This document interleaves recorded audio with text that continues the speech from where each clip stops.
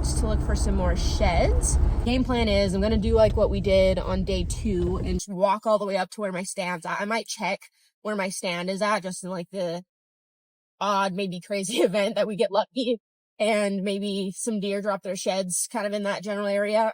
There's a lot of deer activity through my stand, so I wouldn't be surprised if maybe we ended up finding something, but I'm going to check there and then we'll keep going and back to that same like open cut burn area that we were in. And I'm going to maybe go a touch further and go to the other side of the canyon where I found the deadhead and like across the way from where the other shed was at, the little one, that we did find. So that's the plan. I'll probably rescour some of the spots that I did go, from last time, just maybe cover that a little better and then go our way across the canyon because that was starting to burn off when I was up last. And then we'll see what we find.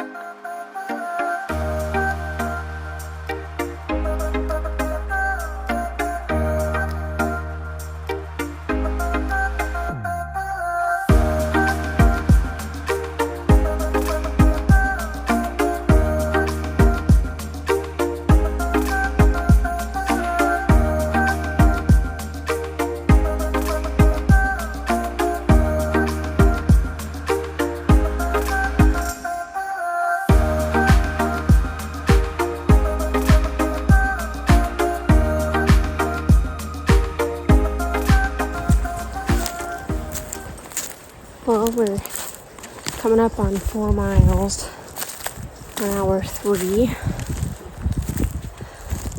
I did make it across the canyon, so I'm on the other side now. I got a bit distracted over by where my stand and the camera were at, where we've had 7-Eleven on before. There's so many good spots that I feel like there should be sheds, so I'm overwhelmed with like where I feel like I need to be walking or looking because there's so many areas for them to go and for him to drop his antlers, so it's kind of just hoping to get lucky. So we'll see. The day is young. So I was reading online that a mature deer's home range,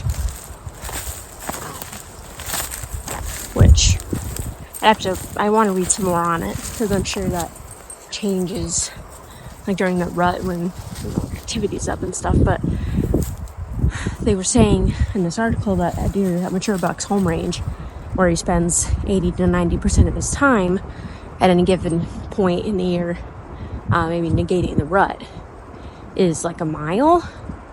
And just goes to show you, I literally have no perception of distance because when I cross the canyon, when we have a waypoint over here for an antler that we found caught up in one of these ironwood skeletons, and I knew I was coming this direction, and I was like, there's no way that's like going here all the way across the canyon and up on top is still within, maybe 7-Eleven's home range, considering maybe that where my stand and my camera were at, where we had him on camera, was maybe, obviously within his home range to some degree. And without knowing, it's obviously not the epicenter because he's not spending enough time there, at least on camera, to know that that's habitual.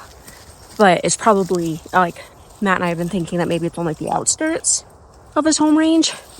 And I did a distance measurement from that waypoint where we found the shed up top on the other side of the canyon to my camera, and it was like half of a mile.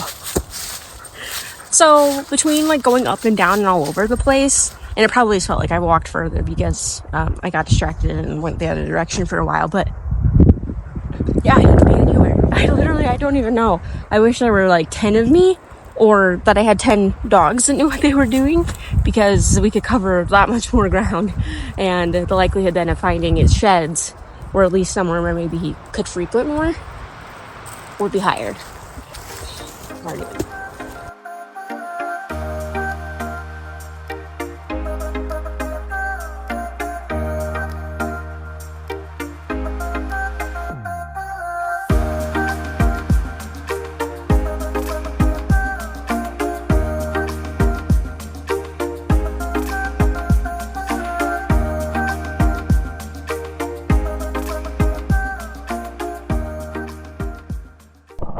like a spell. I see a shed right in front of the roof. By the grace of God, I looked up the hill and I seen it. That is lucky. What is it, buddy? Bring it here! Bring it here! Bring it here! Good boy! Good dog! Bring it here! Bring it here, buddy! Good dog! Good boy! Good boy, Roo, here! Good boy! Good dog! How's the boy doing? Yeah. Oh, finally. We changed our trajectory a little bit. All over the place, but we did finally find the shed. I'm walking in the bottom of the same gully that I've been in, but I'm going further down. We're headed to another spot that Matt faces closer to where 7-Eleven's probably at. There's still a bit of snow, so I'll have to come back down here when more of it's burned off. But I looked up on the side of the hill just like this, and I caught the shape of an antler like sideways in some of the brush. I can't believe I've seen it. But Rue brought it to me again, which was awesome. I seen it and I started walking towards it. Oh, I'm checking that nest. I started telling him to go get it, to bring it here, and he picked it up again and brought it to me. So that's really good. I'm glad we finally found something.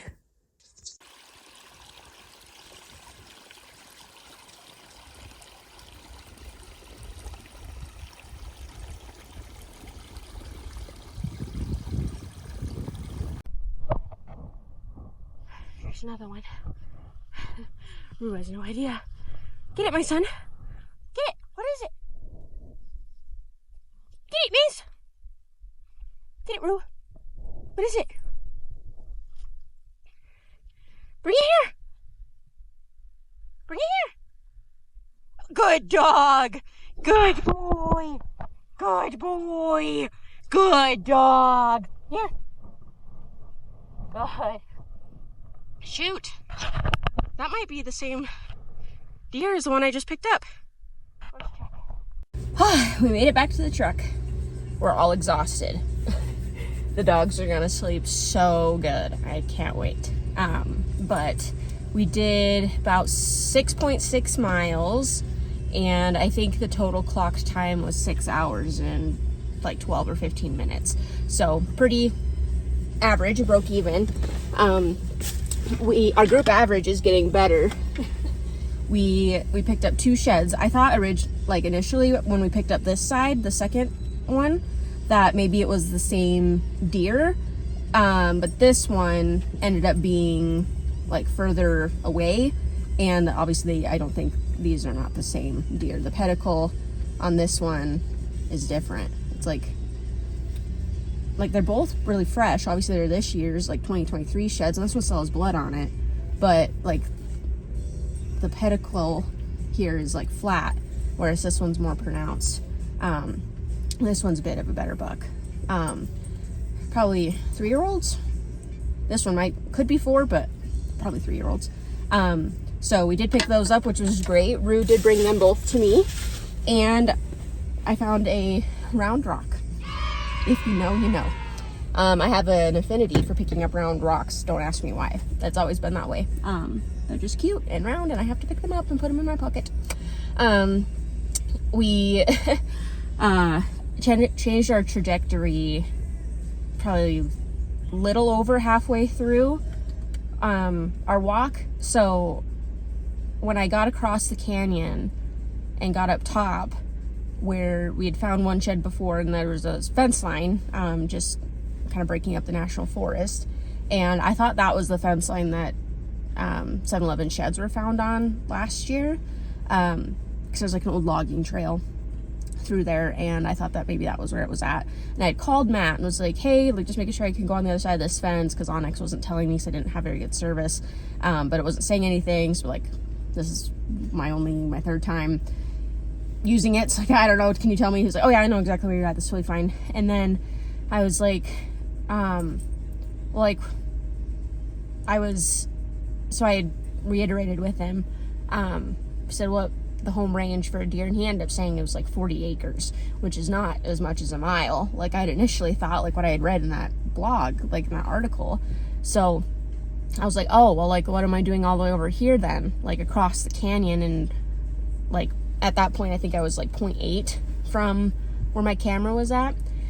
And he was like, well, I don't actually think that that's his regular spot. Like, I don't think that that's where he's at. And I'm like, well, yeah, we think that, you know, maybe it's like on the skirt of it. But I was like, shouldn't I be closer? And he was like, I don't think he's probably there at all. Like, it was probably just like on one of his routes. And I was like, oh, okay. I was like, well, he was like, I think he's probably hanging out like closer to this residential area. I was like, oh, dang it. And he was like, well, that area gets hit pretty hard because obviously it's butted up right against this residential area.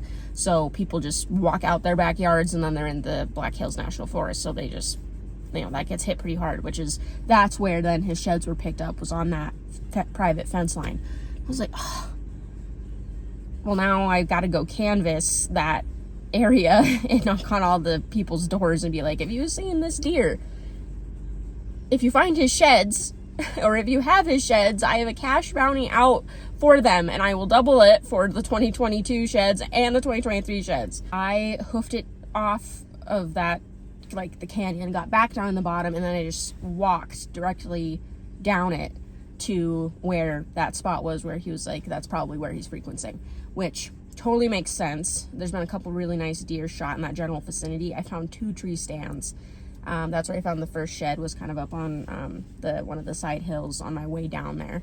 I did pick up a couple beer cans, and yeah, then I ran across those 2 tree stands. So it's probably getting hunted pretty hard, which is unfortunate for me.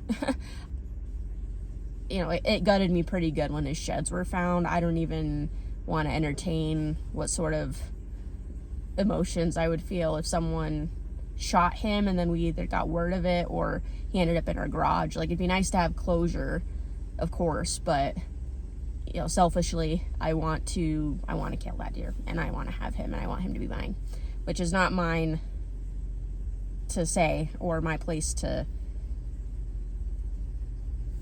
say that even, but that's reality, and that's how I feel about it. Our group average is improving. We are 2 for 3 outings, and the antlers are getting bigger, and I keep finding more. So that's awesome. My first day out, I didn't find anything. My second day out, I did about the same time and distance, and I found 1 from patch. And then this time out, I spent, you know, 6 hours, a little over 6, versus what I did, I think it was 4 on day 2, and I ended up finding 2 bigger deer, 2 sheds from 2 different deer. So that's awesome. I'm really proud of myself for that, and I'm proud of Rue for bringing them to me. And you know, it's really cool to have the opportunity to come out here close to home, and where there's a lot of deer and a lot of opportunity for everybody. Yeah, we'll just see if I end up canvassing that neighborhood. We'll find out, but it's been fun.